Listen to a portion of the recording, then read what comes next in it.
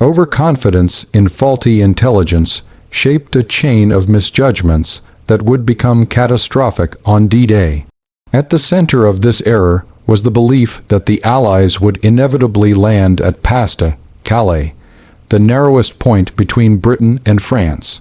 Reports that contradicted this assumption were brushed aside, not because they lacked credibility, but because they did not fit the pre-existing narrative within the German high command. This selective interpretation of intelligence became a dangerous habit. Every intercepted message, every piece of reconnaissance, and every movement of Allied ships was filtered through a lens that insisted Normandy could not be the primary target. This mindset did not simply distort information. It shaped how orders were issued and forces were deployed. Panzer divisions were held back, awaiting an attack that would never come. Resources were concentrated where they were least needed, while coastal defenses in Normandy remained comparatively vulnerable. Even when evidence mounted reports of unusual Allied preparations, deceptive signals that seemed too obvious, and increasing air reconnaissance over Normandy, the pattern remained the same. Anything that pointed toward a Normandy landing was dismissed as misdirection. Such certainty reduced the ability of commanders to question assumptions or prepare contingency plans. German leadership operated as though the battlefield could be predicted rather than studied, turning intelligence from a tool of discovery into a tool of confirmation. This rigid thinking left little room for adaptability. When Allied forces finally approached Normandy, many German officers were still waiting for what they believed would be the real invasion. In essence, the problem was not merely incorrect intelligence, but the unwavering confidence placed in it.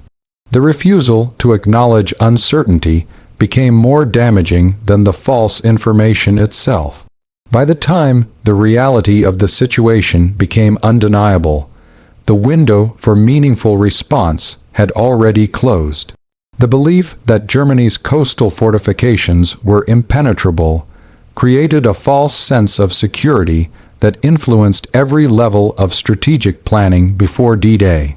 These defenses, famously referred to as the Atlantic Wall, were presented as an engineering masterpiece capable of withstanding any assault. In reality, the system was only partially completed and unevenly reinforced. Much of the construction had been rushed, and many sections lacked the depth or structural strength required to resist a sustained invasion. Despite these shortcomings, German leadership spoke of the fortifications as if they were an absolute guarantee rather than a defensive aid. This misplaced trust extended beyond physical structures. The idea that mines, ob-riv-best-cles, alone could one of the most an amphibious INVAS, ig, lured the ELLENG, ING, IMPORTTRUUNTHE of S, that sobriety, rapid reinforcement, and coordinated defense. While the Allies developed new tactics and landing technologies, German planners remained convinced that static defenses would neutralize any attempt to land on the beaches. This assumption led to an over-reliance on fixed positions that could be isolated, bypassed, or destroyed from the air. Commanders in the field voiced concerns about the vulnerabilities of the defenses, especially in areas like Normandy, where terrain and gaps in construction left significant weaknesses. Yet these warnings were overshadowed by political pressure and a desire to project confidence.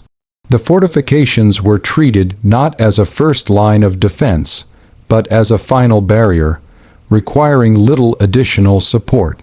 This mindset prevented the development of flexible strategies that could respond effectively once the enemy broke through. When the invasion began, the limitations of the fortifications became immediately visible. The combination of heavy bombardment, specialized Allied equipment, and overwhelming manpower exposed the illusion of their strength. What had been portrayed as an impenetrable wall proved instead to be a fragmented structure, unable to stop a determined, well-prepared assault. The persistent underestimation of Allied capability created a distorted view of the battlefield that left German defenses unprepared for the scale and sophistication of the D-Day assault. German leadership believed that the Allies relied primarily on numerical strength rather than strategic innovation. This assumption led to the conclusion that a massive invasion would be clumsy, slow, and easily predictable. In reality, the Allies spent years refining joint operations, synchronizing naval, air, and ground forces in a way no previous coalition had achieved. They trained extensively in amphibious landings, rehearsed complex maneuvers, and developed specialized equipment designed specifically for breaking fortified coastlines. German planners failed to recognize how deeply the Allies had integrated intelligence, logistics, and technology into their operations. They underestimated the vast coordination behind supply chains capable of supporting thousands of troops across the English Channel. They did not anticipate the precision of Allied air power, which systematically targeted transportation networks, communication lines, and troop concentrations long before the invasion began. This sustained air superiority left German forces fragmented and unable to maneuver effectively. Another major oversight was the assumption that a coalition of nations, each with its own political interests, would struggle to cooperate during a major operation. Instead, the Allies demonstrated unprecedented unity. American industrial power, British strategic planning, and Canadian and Commonwealth contributions combined to create a force far greater than the sum of its parts. The belief that this coalition lacked cohesion allowed German commanders to overlook the possibility of a meticulously coordinated assault. This misjudgment seeped into tactical expectations as well. Many German officers believed that once the battle began, the Allies would falter under the chaos of landing conditions. Instead, the precision and discipline of the invading forces revealed a level of preparation far beyond what German intelligence had predicted. By the time the strength of the Allied effort became undeniable, the opportunity to counter it effectively had already slipped away. German leadership's misjudgment of Allied morale and unity stemmed from a belief that a coalition assembled from multiple nations could not sustain the determination required for a massive, risky, cross-channel invasion.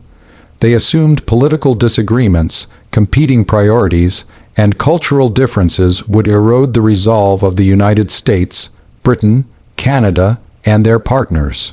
This assumption led to a narrative that the enemy was fragile, divided, and hesitant, an image that bore little resemblance to reality. In truth, the shock of earlier defeats and the shared objective of defeating Germany had produced a stronger sense of purpose among Allied nations, not a weaker one. This misreading of unity extended into how German leaders interpreted Allied morale. They believed the impending dangers of an amphibious assault would demoralize soldiers before they reached the beaches. German propaganda reinforced the idea that Allied troops lacked the will to fight through hardened defenses or endure the casualties that such an operation would inevitably bring. However, the Allies approached the invasion with a mindset shaped by intense training, disciplined preparation, and a clear understanding of the stakes. Their morale was built not on illusions of an easy victory, but on confidence in their planning, leadership, and combined strength. The failure to understand this resolve caused German commanders to underestimate how tenaciously the Allies would push forward, even under heavy fire. They misinterpreted unity as vulnerability and determination as overconfidence. This flawed perception shaped decisions that left gaps in defensive readiness. The assumption that the enemy would break quickly prevented the establishment of contingency plans that could respond to prolonged or fiercely resisted landings. When Allied forces advanced despite chaotic conditions, mounting losses, and fierce resistance, German leadership was forced to confront a reality they had long dismissed. The cohesion and morale they believed to be brittle were instead foundational pillars of the invasion's success, allowing the Allies to maintain momentum where the Germans had expected collapse. The unwavering belief in the precision and infallibility of German strategy created a rigid mindset that left little room for adaptation when circumstances began to shift. Leadership operated under the assumption that their predictions about the battlefield were accurate simply because they aligned with established doctrine and prior successes. This confidence made it difficult to question assumptions or adjust plans when new information emerged. Instead of treating intelligence as a fluid and evolving picture, it became a tool to reinforce pre-existing beliefs, creating an echo chamber within the command structure.